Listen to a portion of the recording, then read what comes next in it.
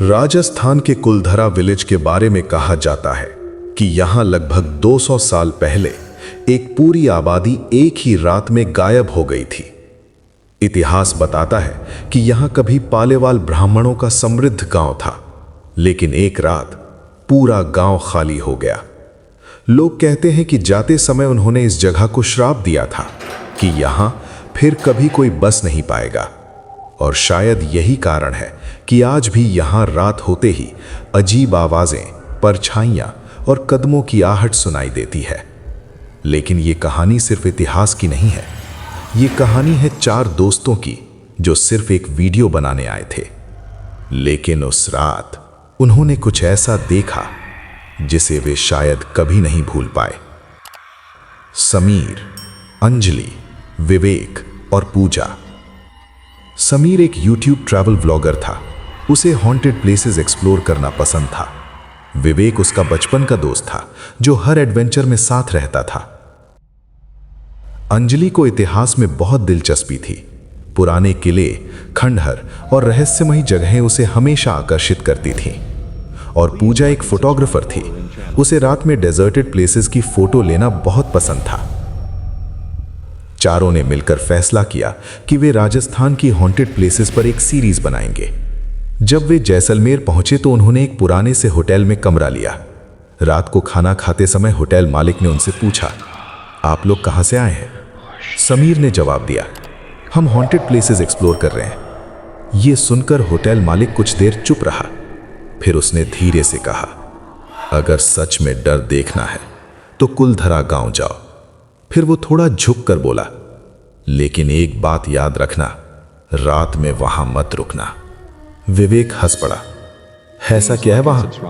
Hotel मालिक ने गंभीर होकर कहा, जो लोग रात में वहां जाते हैं वे कहते हैं कि उन्हें लगता है कि कोई उन्हें देख रहा है।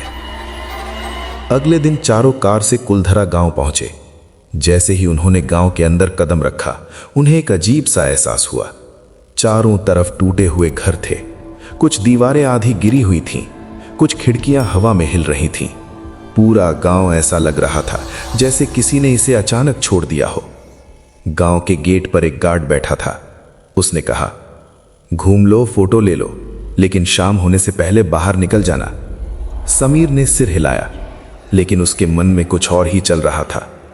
शाम को वे होटल लौट आए, लेकिन रात के लगभग 11:30 बजे समीर ने कहा, अगर हमें असली वीडियो बनाना है तो रात में जाना पड़ेगा। पूजा थोड़ी डर गई, मुझे नहीं लगता हमें जाना चाहिए। लेकिन विवेक बोला, डरोगी तो कंटेंट कैसे बनेगा?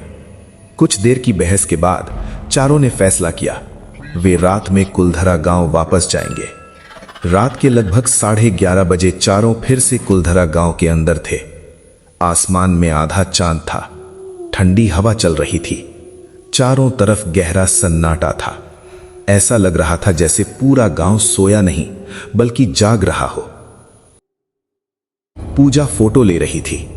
अचानक उसने कैमरा स्क्रीन में कुछ देखा। समीर, इधर आओ।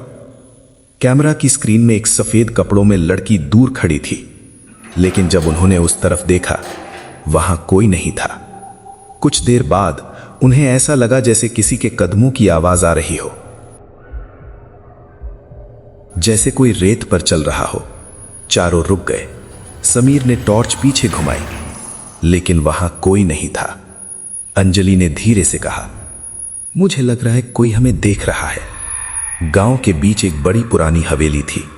विवेक बोला, चलो अंदर देखते हैं। जैसे ही वे अंदर गए, दरवाजा जोर से बंद हो गया। पूजा डर गई, ये किसने बंद किया? तभी ऊपर की मंजिल से रोने की आवाज आने लगी, धीमी, डरावनी, जैसे कोई बहुत दुख में रो रहा हो। अचानक अंजलि की टॉर्च बंद हो गई, फिर विवेक की भी। अब सिर्फ समीर के कैमरे की हल्की रोशनी बची थी। कैमरे की रोशनी में उन्होंने देखा, सीढ़ियों पर सफेद कपड़ों में एक औरत खड़ी थी। उसके लंबे बाल चेहरे पर थे और वो धीरे धीरे उनकी तरफ आ रही थी। पूजा जोर से चीख पड़ी। चारों तेजी से बाहर भागे, लेकिन जैसे ही वे हवेली से बाहर निकले, उन्हें लगा कि पूरे गांव में परछाइयां हिल रही हैं। जैसे खंडहरों के बीच कोई खड़ा हो और उन्हें देख रहा हो। समीर ने एक बार पीछे मुड़कर देखा। उसे लगा जैसे कई लोग दूर खड़े हैं, लेकिन अगले ही पल वहां कुछ नहीं था। अगली सुबह गांव के गार्ड को हवेली के पास 4 बैग और एक कैमरा मिला, लेकिन चारों दोस्त कहीं नहीं थे। कैमरे में रात की रिकॉर्डिंग मिलती है। वीडियो के आखिरी सेकंड में दिखाई देता है चारों दोस्त भाग रहे हैं और उनके पीछे रेत पर कई कदमों के निशान बन रहे हैं, लेकिन वहां कोई इंसान नहीं दिखाई देता। आज भी लोग कहते हैं कि अगर कोई रात में कुलधरा गांव में जाए तो उसे कभी कभी 4 लोगों के भागने की आवाज सुनाई देती है और उनके पीछे किसी और के कदमों की आवाज।